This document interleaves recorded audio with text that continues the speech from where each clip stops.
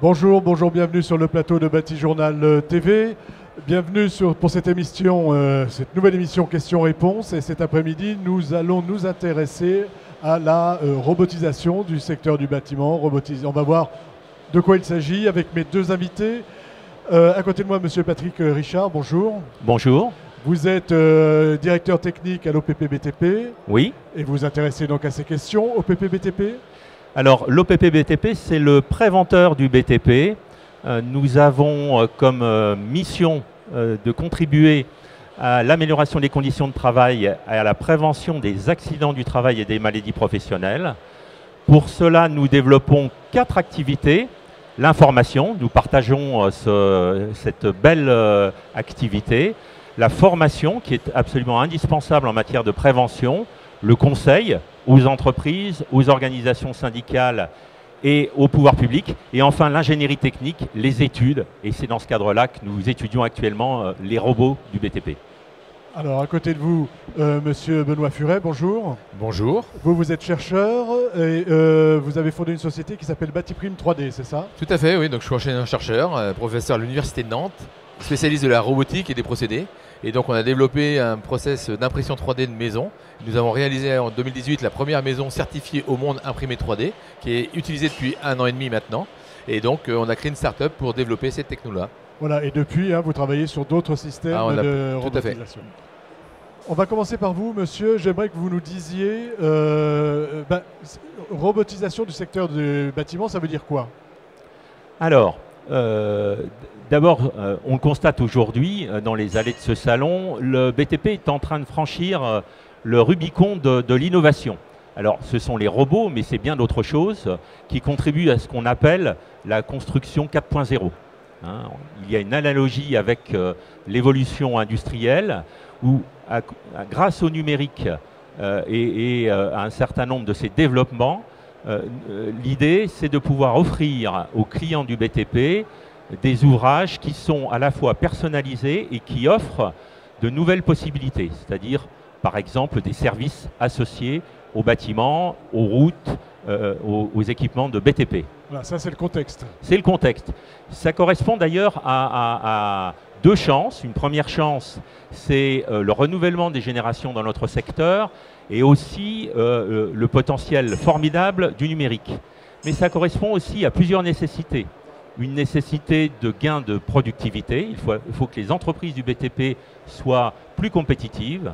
Il faut aussi que nous préservions mieux l'environnement, c'est-à-dire que nous travaillons à des ouvrages bas carbone, économes en énergie, mais aussi il faut que nous produisions des chantiers plus sécuritaires pour en particulier attirer les jeunes générations. Voilà, attirer les jeunes générations et puis éviter les maladies professionnelles, puisque c'est aussi votre rôle de préventeur. Voilà, et c'est là qu'on retrouve l'intérêt du robot, puisqu'il permet de soustraire nos maçons, nos peintres, nos carreleurs à des opérations qui sont exigeantes physiquement, qui provoquent des TMS, qui peuvent générer un certain nombre de nuisances comme la surdité, si on parle de bruit, les poussières, les chutes de hauteur, etc.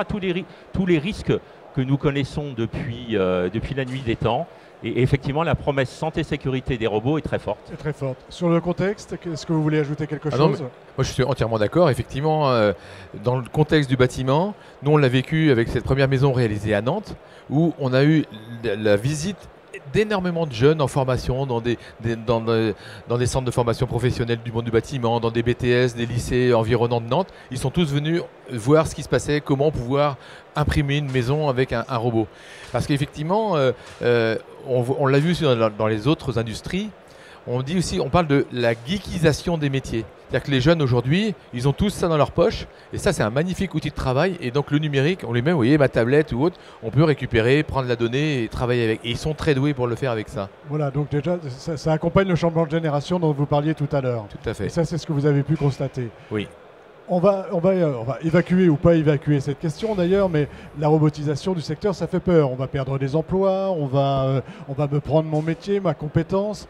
Qu'est-ce qu'il y a à dire là-dessus? Est-ce qu'on rassure ou est-ce qu'on ne rassure pas? À quoi ça sert un robot finalement? Alors, vous évoquez la problématique de l'emploi. La peur est légitime. Par contre, il faut garder raison. Effectivement, beaucoup d'études montrent des destructions d'emplois. D'autres, et je ne manquerai pas de citer Schumpeter et sa destruction créatrice, disent au contraire que ce mouvement va créer de l'emploi. En fait, toutes ces études ne permettent pas de conclure. Ce qui est sûr, c'est qu'il faut écarter les scénarios extrémistes et considérer que la robotisation va nous obliger à réfléchir sur le travail et les conséquences qu'il va avoir sur l'organisation, sur la nécessité d'une meilleure formation, sur l'employabilité.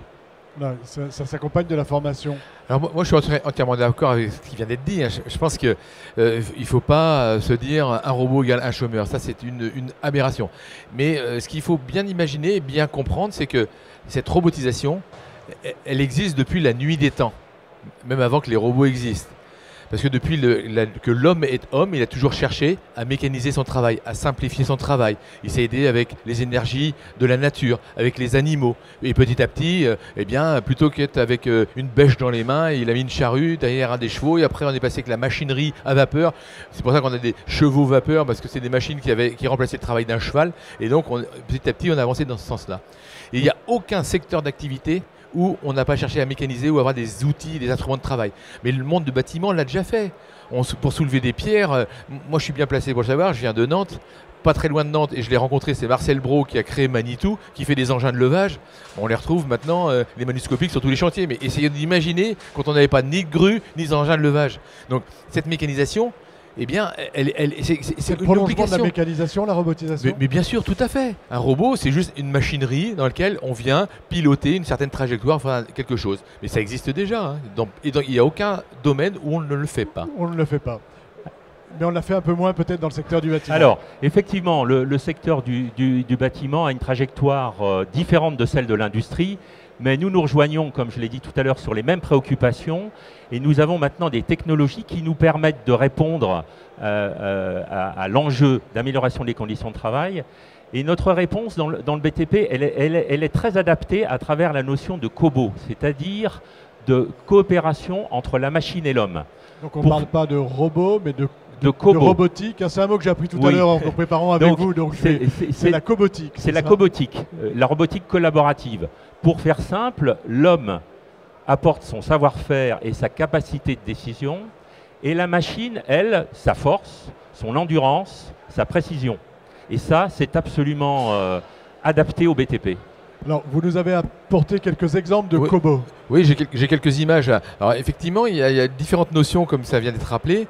On va dire la mécanisation, la robotisation, c'est un environnement global, mais on peut déjà imaginer des systèmes qui existent, comme les exosquelettes, qui sont des équipements soit passifs, soit actifs, qui vont faciliter le travail de l'homme pour, par exemple, réduire le port de charges lourdes. Et ça, ces exosquelettes, comme l'exemple que l'on voit ici, on travaille avec des différentes sociétés françaises qui développent ce genre d'engins, et dans l'industrie manufacturière, mais même aussi, alors ça peut être aussi juste des éléments, des ergosquelettes qui sont des éléments de posture. Votre dentiste, quand il est penché sur vous, ils ont énormément de problèmes de TMS chez les dentistes, parce que le fait d'être penché au-dessus eh bien, il existe des ergosquelettes qui viennent faciliter le maintien en posture sans que les muscles travaillent. Et donc, ce sont des exemples comme ça de l'industrie qui sont appliqués dans le monde de la santé. Dans le monde de la santé, dans l'industrie. Et donc ça, sur le chantier, ça peut... Un autre exemple, oui, sur le chantier... Je voudrais avoir la réaction de monsieur déjà sur les exosquelettes. Est-ce que c'est quelque chose, une piste que vous recherchez qui est intéressante pour vous à l'OPP BTP? Oui, nous avons fait quelques études avec nos collègues de l'INRS sur les exosquelettes adaptés au BTP, puisqu'effectivement, ils sont sur certains chantiers. Donc, bien évidemment, dans certains cas d'usage, l'apport est bénéfique en termes de prévention des TMS. Simplement, il faut une étude préalable soignée qui permettent notamment à partir d'une observation du terrain selon une approche ergonomique de bien fixer le cadre de l'emploi, de l'utilisation du matériel. Voilà. Par exemple, mais là, c'est une réalité. Hein. Qui est en train de percer au plafond. En quoi ça l'aide là? Eh bien, travailler avec les bras en l'air, le maintien des bras en l'air, c'est quelque chose de très très compliqué. Et donc, c'est juste un élément de posture. C'est plutôt un ergosquelette, comme j'expliquais, avec mon exemple de dentiste qui est penché. Là, c'est un système qui vient soutenir juste les bras. Mais par contre, l'opérateur, il va pas rester pendant 8 heures avec ça. Oui, c'est ce que j'allais vous dire. Il y a peut-être un risque. Non, le risque, comme l'a dit monsieur, il faut avoir une étude globale pour bien comprendre l'ensemble du poste. Parce que si après, effectivement, le temps qu'il a la perceuse suspendue, il n'a pas besoin de forcer quoi que ce soit. Mais si par contre, à un moment donné, pour aller chercher un objet, là, ça devient plus contraignant. On a loupé l'étude du poste. Donc c'est pour ça qu'il faut faire appel des spécialistes pour bien étudier le poste. Pour bien étudier le poste. Vous vouliez ajouter quelque chose? Oui, je suis complètement d'accord. Il faut même aller au-delà et ne pas hésiter de remettre en cause les pratiques actuelles. Ce serait vraiment une erreur que de raisonner comme nous raisonnons actuellement en disant le robot va faire à la place de l'homme ou va aider l'homme à faire, mais il faut remettre en cause complètement l'organisation du travail et les techniques constructives. Et c'est en cela aussi que l'époque est très intéressante parce que la robotique bénéficie d'avancées de l'intelligence artificielle, des capteurs, mais elle bénéficie également de l'avancée du secteur qui est en train de remettre à plat tous ces process à travers, par exemple, la construction hors site, à travers le BIM. Et c'est la combinaison de toutes ces technologies, de toutes ces innovations qui va faire, encore une fois, les progrès pour l'homme. Ouais. Et effectivement, tout à fait d'accord, c'est le numérique, enfin le digital d'une façon générale, c'est ce qui a poussé dans l'industrie manufacturière le passage à la robotique. On parle de BIM dans le domaine du bâtiment depuis 4, 5 ans, 6 ans, allez pour certains. Dans l'industrie manufacturière, le 3D, la CAO 3D, c'est les années 80. Ce sont les années 80. Oui. Et on a déjà franchi dans les années 80, dans le monde de l'industrie mécanique, vous aviez des tourneurs-fraiseurs où la qualité et la productivité de l'objet dépendaient de la capacité de l'opérateur en lui-même. Et on est passé dans ces années-là à des machines à commande numérique. En partant du fichier CAO, on génère la trajectoire, le savoir-faire reste toujours chez l'homme et ensuite on l'utilise sur la machinerie. Et on peut faire exactement la même chose dans le domaine du bâtiment et ce n'est pas qu'un moyen, c'est tout un process et toute une organisation. Alors, ce mouvement a déjà démarré il y a très longtemps dans certains métiers. Par exemple, les menuisiers qui construisent des maisons à ossature bois ont des centres d'usinage qui leur permet, qui est une déduction parfaite de l'industrie. C'est la même chose pour la construction métallique. Maintenant, c'est l'industrie du béton qui s'y met avec beaucoup d'ambition. Et on va voir la suite avec la brique. Alors effectivement, donc là c'est un exemple un petit peu intermédiaire qu'on voit apparaître ici. C'est un bras d'assistance au geste.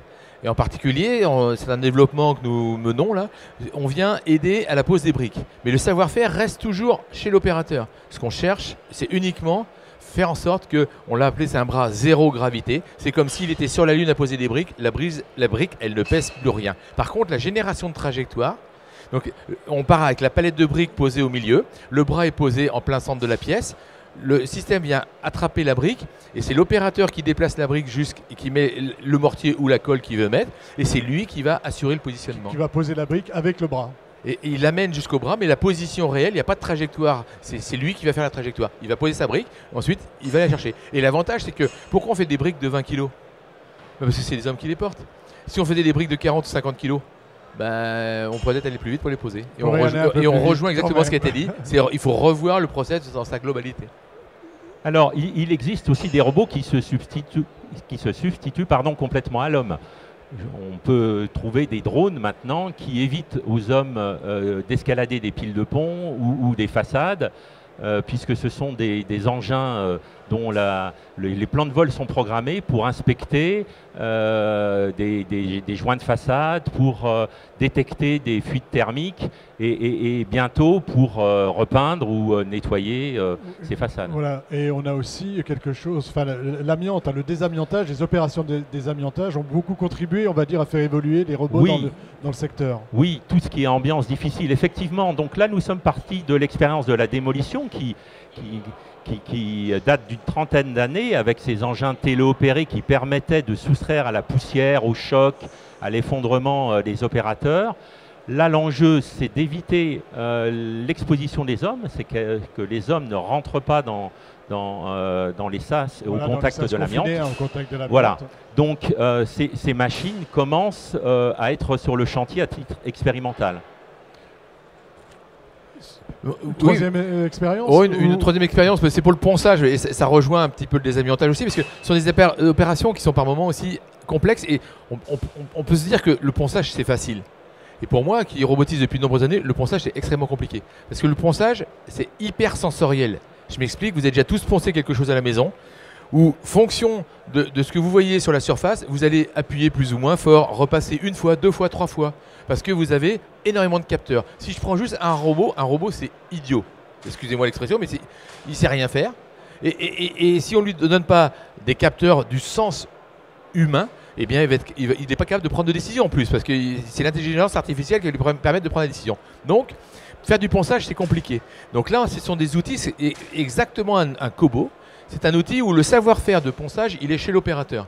Et le système, il est entièrement autonome sur batterie. L'opérateur l'amène, lui dit « je veux que tu ponces de là jusque là ». Et le Kobo, il lui impose une certaine trajectoire. Le Kobo va commencer à poncer. L'opérateur, il sait comment il ponce. Il est sur sa petite tablette, il peut dire plus fort, moins fort. Enfin, juste un truc avec un écran avec 3 touches, plus fort, moins fort. Il regarde, il dit c'est bon. Et pendant ce temps-là, lui, il va faire le travail que le Kobo n'est pas capable de faire.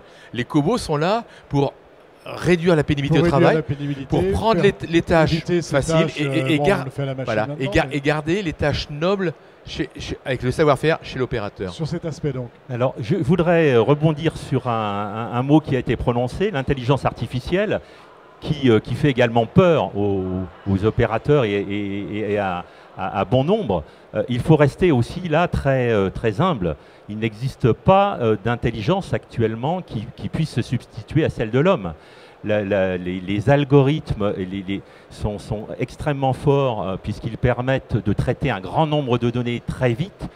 Les ordinateurs de bord permettent de stocker un grand nombre de données, mais on est bien loin de l'intelligence humaine. Hein. Vous connaissez les images de reconnaissance qui montrent l'intelligence artificielle qui confond un cookies et un jeune chien, ou qui ne reconnaît pas un chat sur une valise, alors que l'enfant de 2 ans, qui lui, avec son sens de l'odorat, de l'ouïe, sa sensibilité, trouvera tout de suite le chat ou le chien. Donc la machine... Ça risque de s'améliorer dans le temps, non? C'est comme ça qu'on nous le vend, peut-être en laboratoire, mais pour qu'une technique sorte du laboratoire ou du centre d'exposition et se retrouve sur le chantier à grande échelle, il faut une quinzaine, voire une vingtaine d'années. Même si les choses vont plus vite maintenant, il faut le temps de l'industrialisation. Il faut le temps de l'industrialisation. Vous nous aviez amené autre chose? Oui, un exemple intéressant, c'est justement que lorsque nous avons réalisé la maison, c'est une vidéo. Alors là, ça, c'est des exemples de perçage dans des opérations dans les tunneliers, parce que là, on parlait de dangerosité haute, c'est extraordinaire. La photo d'après, c'est un système de robot. Vous imaginez, une fois que le tunnel est posé, que les voussoirs sont posés, que le tunnel est percé et les voussoirs sont posés, vous avez 300 000 trous à réaliser. Donc des personnes avec une perceuse, 300 000 trous. Tous les jours, vous êtes les poinçonneurs des lilas, vous arrivez le matin, vous avez 3000 trous à faire, le lendemain pareil. Là, on peut robotiser. Et ça, par contre, ce qu'il faut voir, c'est que, ce qui a été dit tout à l'heure, c'est qu'il faut avoir une chaîne numérique complète. Et moi, j'ai un très bel exemple quand on a réalisé la maison Innova, à partir de nos polymères recyclés et notre béton. C'est que il ne faut pas qu'il y ait de rupture dans la chaîne numérique quand même. Parce que, comme je le disais, les trajectoires sont générées à partir du dessin CAO du BIM de la maison. Très bien. On arrive sur le chantier. Je demande quelle est la tolérance sur la position des ferraillages, parce qu'on est en zone sismique 3, c'est ce qu'on voit ici. Donc le robot lui imprime, vous voyez qu'il y a des opérateurs, donc c'est un Kobo, donc il est collaboratif. Le robot, il a ses propres capteurs qui permettent de s'arrêter s'il y a un opérateur qui s'en approche. Donc ça, c'est de la sécurité. Alors, comme on avait un SPS sur le chantier, eh bien, j'avais, avec un peu d'humour, accroché un casque sur le robot pour lui montrer qu'il avait ses EPI lui aussi, qui étaient conformes. Voilà, ça faisait heureusement, nous avons nos PPBTP ici. Voilà. Donc, mais ce qui est important, c'est qu'il ne faut pas qu'il y ait de rupture dans la chaîne. C'est qu'il faut qu'après, tout le monde respecte le BIM. Tout le monde. Depuis la fondation, le ferraillage, voilà. Tout le monde. Sinon, tout le monde. Sinon on est moins adaptable, on est moins flexible. Ça, il faut le retenir quand même. Oui, vous avez tout à fait raison. Et c'est en cela aussi que le BTP se singularise par rapport à l'industrie. C'est que la donnée, elle est partagée quelque part chez nous entre le maître d'ouvrage, le maître d'œuvre, l'entreprise.